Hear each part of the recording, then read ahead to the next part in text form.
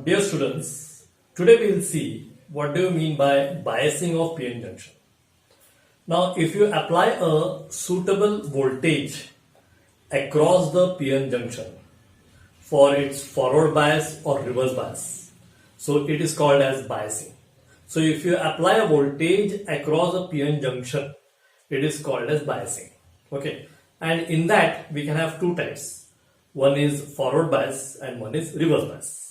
So first we will see what do we mean by forward bias of PN junction. Now here we have shown the figure of forward bias. Here you can see your p-type semiconductor and these are the holes. These are holes. And here you can see n-type semiconductor. These are electrons. These are electrons. Okay.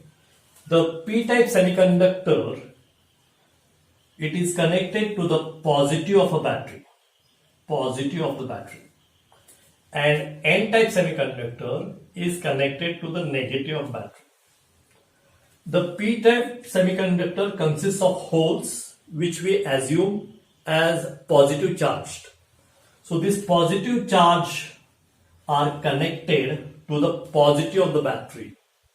Similarly, the electrons present in n-type, we take it as negative charge.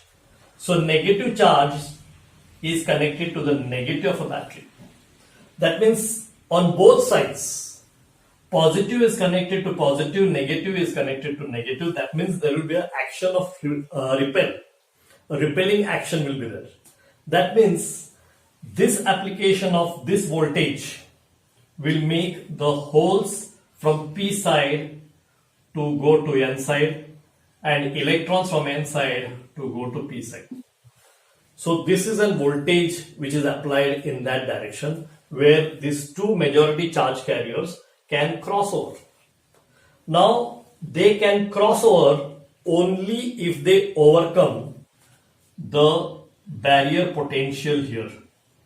The barrier potential whatever you have because of the fixed ions in the depletion region. So that barrier potential which can be 0.3 volt for germanium and 0.7 volt for silicon, that barrier potential has to be overcome. Means what? If you increase the voltage little and as the voltage passes a 0.3 for a germanium diode or 0.7 for a silicon diode, then this voltage, what was opposing the forward voltage, will be neutralized and this voltage can be overcome. And in that case, then this charge carriers, holes from P side can go to the N side and electrons from N side can come to the P side. Charge carriers can cross over. Then a current starts flowing. Then as you increase this voltage, the magnitude of that charge carrier flowing will increase. That means magnitude of the current will increase. Okay. So this is what we study in forward bias of PN junction. Okay. Now here the resistance offered by the depletion region will be very small because a depletion region will be thin and it can be overcome by the forward voltage. Okay. Now the basic statement of what is forward bias is when you connect positive terminal of a battery to the p-type semiconductor and negative or terminal of the battery to the n-type semiconductor, then it is a configuration of forward biasing of diode. Then you go on increasing this voltage. As you increase the voltage, first you have to overcome the barrier potential. Once you overcome the barrier potential, because this is the opposite potential what you are having, that you have to overcome. Once you overcome that, then the actual charge carriers will start flowing and the current will start flowing in the PN junction. Dear students, now we will see what do we mean by reverse bias. So whenever you are having a PN junction, this is p-type material and n-type material. When the p-type is connected to a negative of a battery and n-type is connected to positive of a battery, then that configuration is called as reverse biasing of the PN junction. Now in this case, the depletion region will be very wide because now these holes of p-type, which are majority charge carriers, these are holes, will be attracted by the negative terminal of the battery. Similarly, these electrons, which are majority charge carriers in n-type, will be attracted towards the positive of the battery.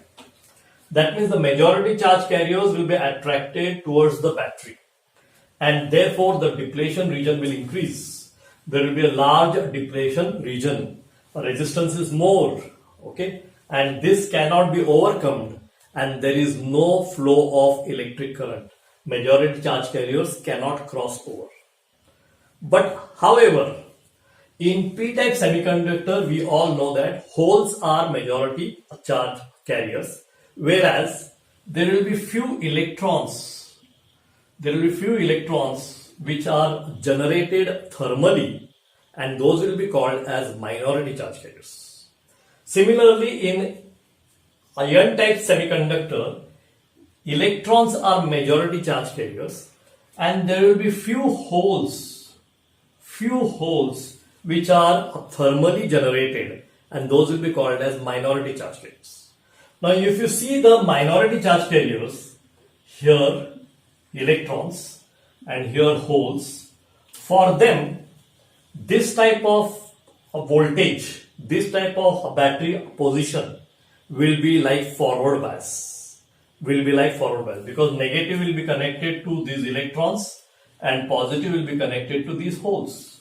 Then there will be a force of ripple, as we have seen in forward bias, and slowly these minority charge carriers, they try to cross over. There will be a very less crossover between the depletion region. So these holes from n-type will come to the p-type, and electrons from p-type will go to the n-type. There will be a small reverse current flowing, which is called as leakage current.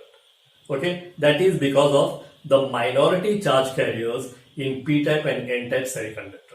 So this will be the only current which is flowing, which is very, very small.